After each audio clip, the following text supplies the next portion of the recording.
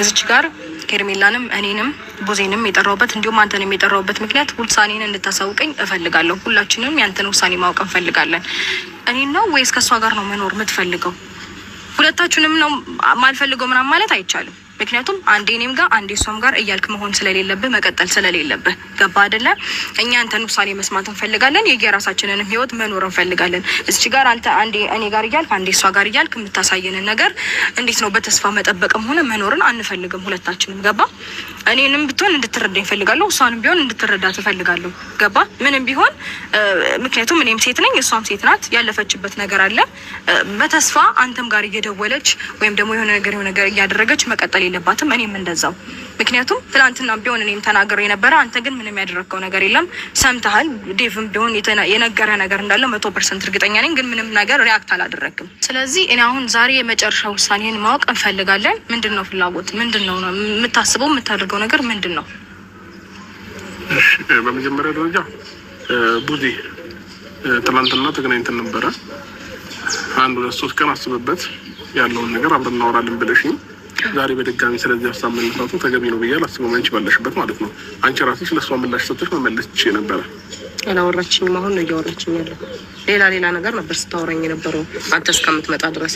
ጠራችን። ለምንድን ነው ዋና ሀሳብሽ የጠራሽበት ምክንያት እያልኳት እየጠየቅኳት ነበረ። አሁን ነው እያወራች ያለችው። እኔማ ትናንትና ጨርሰን ሄደሃል። ዛሬ ግን የማውቀው ታሪክ የለም። ጠርታኝ መጥቻለሁ። ስመጣ ግን እያወራች ያለችው ሌላ ነው ሀሳብ። አሁን ነው ሀሳቡ ተነሳ።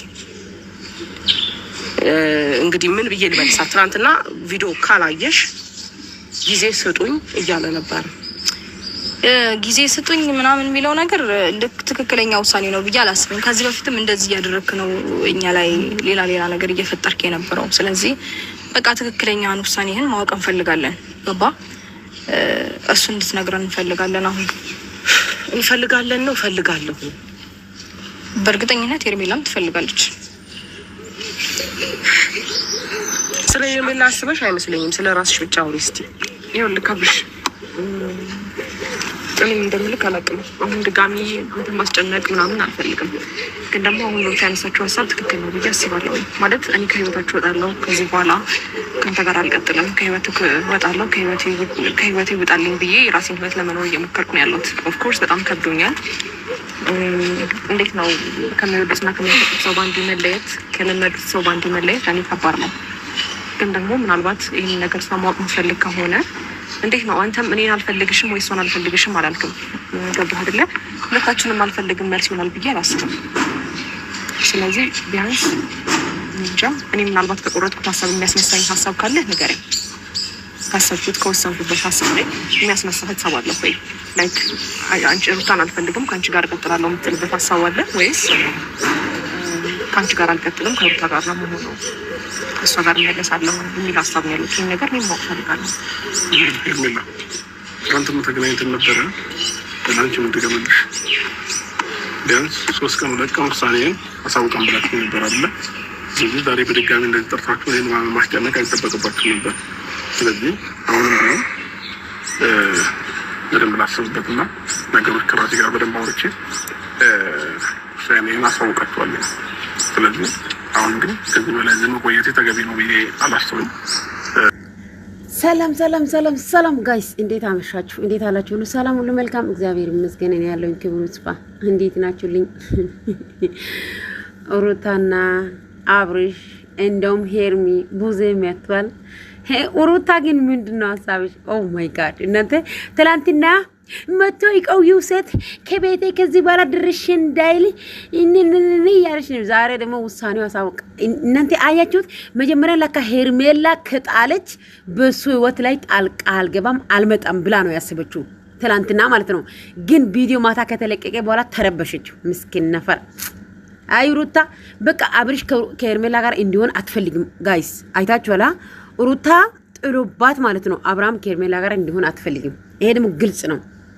ስለዚህ አሁን አብርሃም እኔ እንጃ ነገ ቪዲዮ ላይ ሁለታችሁም አልፈልግም ብሎ እንዳዋርዳቸው ወይ ሄርሜናን አልፈልግሽም ብሎ እንዳዋርዳት ሩታን ወይ አልፈልግ መጀመሪያም ሩታ ያው ኤብሪዳ አልፈልግሽኝ ይላታል። ሩታ ግን ትችላለች፣ ትሰማለች። እንግዲህ ኖርማል ነው እኔ አንተን ብቻ ነው የምፈልገው እያለች ፍቅር ሳይሆን በቀል ነው ሩታ ያዘችው፣ በቀል ነው አፍቅራ፣ እውነት ከልቡ አፍቅራ ሳይሆን በቀል ነው ያዘችው።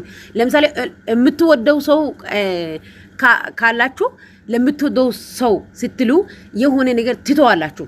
ሩታ ግን ለምትወደው ሰውና ለምትጠላው እንኳን አተውም። ያ ነገር ለመበቀል ነው፣ ያ ነገር በተግባር ለማሳየት ነው። አሁንም የሆነ ተንኮል አስባለች፣ አሁን በሄርሜላ ላይ ማለት ነው። ሄርሜላ እንዴት ነው ትላንት ወዲያ አልፈልግም ብላ ዛሬ ደግሞ እንዴት ነው ያለቀሰችው? እንዴት ነው ነገሩ? ሄርሜላ ደግሞ እዚህ ጋር በጣም ጥፋት፣ ኃይለኛ ጥፋት አጥፍታለች የዛኔ ማለት ነው። እንደዛ ማለት የለባትም። ገብቷችኋል? ያው አብርሃም መጀመሪያ ህይወቱ ላይ እየተፈተነ ያለህበት ፈተና ላይ አሁን ደግሞ ሄርሜላም ደግሞ እንደ ሩታ ብድግ ብላ ተነስታ እኔ ካንተ ጋር ያለው ህይወት በቅቶኛል፣ ሰልችቶኛል፣ ደክሞኛል፣ ከዚህ በኋላ ካንተ ህይወት እወጣለሁ ማለት በጣም ከባድ ነው ለአብርሽ። እና እሱ እንግዲህ የሚያፈቅራት የሚወዳት የሚፈልጋት ለነገ ህይወቱ ከሆነ ሄርሜላን ይወስዳታል። ወይኔ ጉዴ! አሁን አብርሽ ማለት ነው ነገ ቪዲዮ ላይ ምን ማድረግ አለብክ መሰለኝ? አንተ ሁለታችሁም እንዳጥረው፣ ሁለታችሁም በቤታቸው ይቀመጡና ቪዲዮ ይዩ። አው ሄርሜን በራሷ ቤት ትቀመጥ ቪዲዮ ትይ፣ ሩታም እንደዛው። ለምን አሁን አንተ ሁለታችሁም አስቆምቴ ወይ ሄርሜላን ከመረጥ ወይ ሩታን ከመረጥ ሁለት አንዳቸው ፈንት ይበላሉ። ስለዚህ እንዳታደርጉ ወንድም ማለም። እሺ የኛ ቀብራራ የሚዲያ ንጉስ ብቻ አንተ ብቻ ከተመቸክ ሂድበት፣ እኔ አይመለከተኝም። የእውነቴ ነው የምላችሁ። እና ሴቶቹ ደግሞ የራሳቸውን ማስከበር ካልቻላችሁ ምንም ማድረግ አንችልም። ሄርሚ ደግሞ ንጹህ አፍቃሪ ናት። ባይዘወይ በቀል የሌለች ለሰው ተንኮል ማታስብ፣ አንድ አመት ሙሉ ሚዲያ ላይ ቪዲዮ ይዛ እየመጣች በሚዲያ ላይ እያየናት ነው። አንድ ቀን ከአንደበቷ ክፉ ቃል ወጥቶ አያውቅም። በጣም ጀግናና ምርጥ የዋ ልጅ ናትና መልካም እድል ብዬሻለሁ ሄርሚዬ።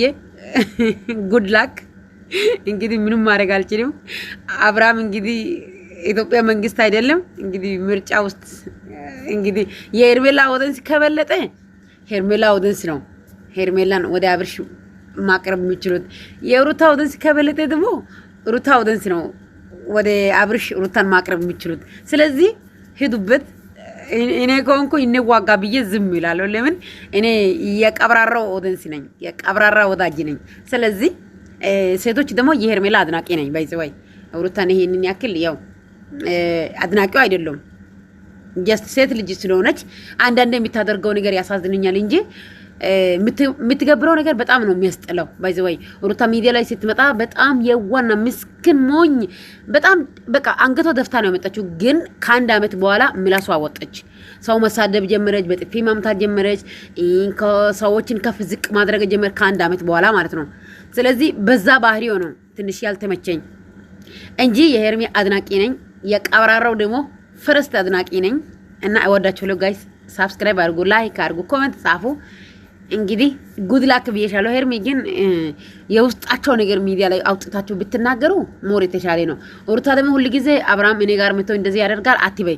ድብቅ ካሜራ አስቀምጠሽ ቅረጩና ለኛ ሳይኝ። አብርሃም አንቺ ውስጥ ቤትሽ ውስጥ ሄዶ የሚፈልግሽ ከሆነ ካሜራ ቀርጸሽ አብብት ለኛ ላክልኝ። ከዛ በኋላ እኛ ደግሞ ምናደርገው እናደርጋለን። አው ቀላል ነው። እና ጋይሶች ደህና ደሩልኝ። እወዳችኋለሁ። መልካም አዳር። ቻው። ለነገ ሰው ይበለን መድኃኒዓለም አባቴ።